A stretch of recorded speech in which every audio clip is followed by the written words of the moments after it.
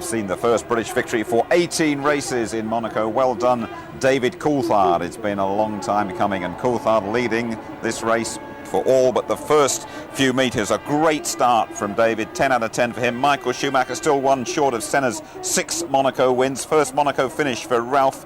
Trulli doing really well in the Renault to get to 3 points. Fisichella, Monaco specialist, and Jordan always do pretty well here. And Heinz Harold Frentzen, who was 35 last week, making his point for Arrows. We needed that one to restore our faith in this game a bit. We did, but what a great race. And David Coulthard there put in an outstanding performance. It's one thing to win a race, but it's really something else for a driver when you start, lead the whole race, and see the checker flag first. That would be extra special to him. Let's just have a look at the start, Tony, shall we? And it was so crucial for him to get to Sandoval first, David Coulthard. Doesn't appear to be anything wrong with the traction electronics or that Mercedes engine. Incredible the way he powered past the BMW-powered Williams there. And it was such a clean start from everybody as well. They got through so safely. But Coulthard, as you will see, there's poor Jacques Villeneuve at the back having to be pushed off. He got going again and retired later in the race. But when you look from the in-car here and you see David Coulthard, look at him just looking across there at Juan Pablo Montoya and getting closer. I think actually Juan Pablo Montoya got a little bit of wheel spin there as he selected second gear and pulled across there, but DC reacted very, very well. We see it again here. DC's already making his way to the middle of the track.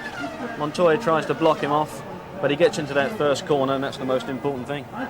Guess what goes wrong? Because Rubens dropped back there, and Sato did really well. And we don't know what happened to Button either from 8th place. He dropped away in the start somehow.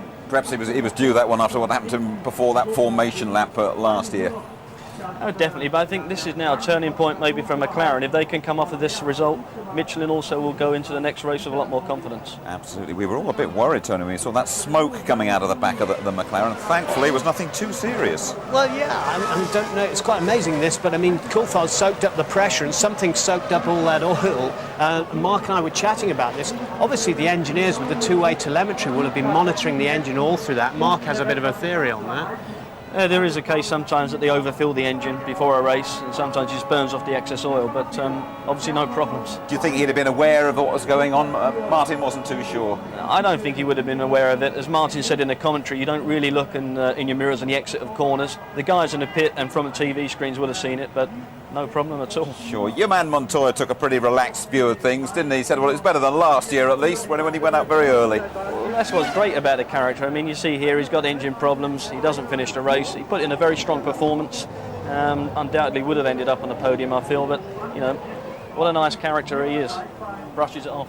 Absolute breath of fresh air in this game, isn't he? And I suppose Ralf Schumacher was a bit more pragmatic after that when he saw that his teammate's engine had gone. Yeah, I mean, it's like the smell of oil. It's kind of like the smell of blood in the hunt when someone's smelling a guy in front almost near retirement.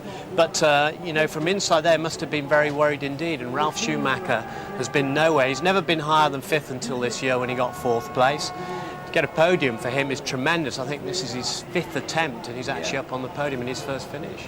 Was it just a dozen finished this time round? A bit better than last year.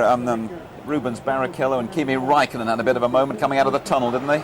Yeah, Rubens here really made an error of judgment. I think he was trying to get underneath Räikkönen. He was obviously frustrated, losing the patience, what you need for this race to get to the end, and paid the price. You know, fortunately for him, he did actually get back into the race. They replaced the nose. He finished off in a 7th position, but really down to him that I think it's unlucky for Räikkönen. OK, we can go straight to the press conference. Let me by. At least he finished this time round before the start. You might have seen David Coulthard's girlfriend Simone giving him a quick cuddle. Let's see what she made of her man's win. Simone, fantastic. You must be so pleased for David. Very happy because we live here in Monaco and David enjoys the track. It was very special, this one. And he's going to be in a really good mood tonight, I suppose. Yes, we're all, the whole team is very good mood. Good mood and a big party tonight. Well, I was just going to say, he'd be very busy. His hotel's just round the corner. He's short of staff. He had to cook 300 breakfast extra this morning. He's got 400 dinners to cook tonight and the bar to run as well for the whole of the McLaren team. They'll be there. Yeah, I feel sure that there'll be one man at that party, the McLaren boss, Ron Dennis. This McLaren's 13th win round Monte Carlo. They are the most successful constructor. Ron Dennis, fantastic result. Well done. Great. Very pleased for the team. Still going to be tough for the rest of the year, but it's so nice to win here. It's a race we've won more than anybody, and it's great to increase that lead. We saw a bit of smoke coming out of David's car. What was the issue there?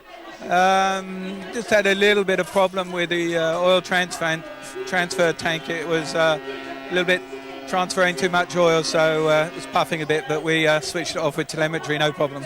And does this prove that you can never discount McLaren? Well, I think results always speak for themselves.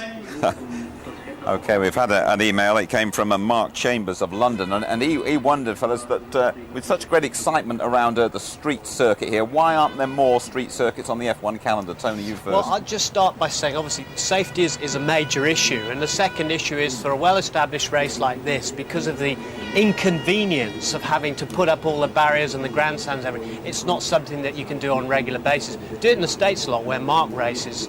Or race before, and that's a lot easier. I think your safety. Just quickly from you, Mark. I think actually the problem is as well that there's so many races that they want in a calendar, and yes, it would be great to get some more street courses on. There's some exciting racing, but there's more than enough places. We had plenty of excitement here today. Okay, of course you can link up with Mike Gascon on the ITV F1 website. A live chat with Mike, technical director of Renault, Wednesday lunchtime.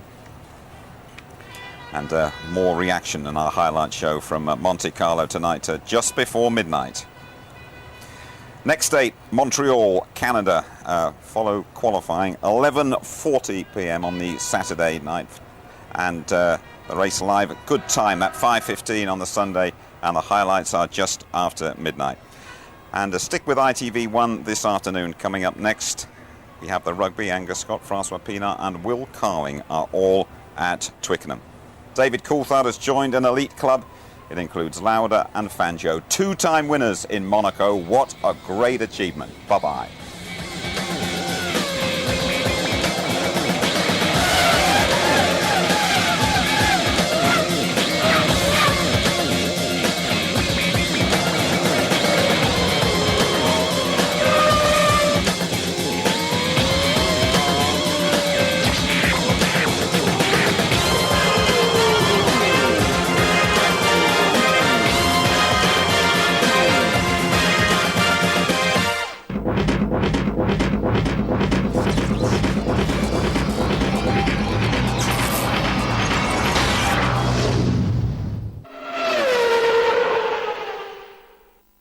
If you'd like to know more about Formula One, the website address, sponsored by Toyota, is itv.com.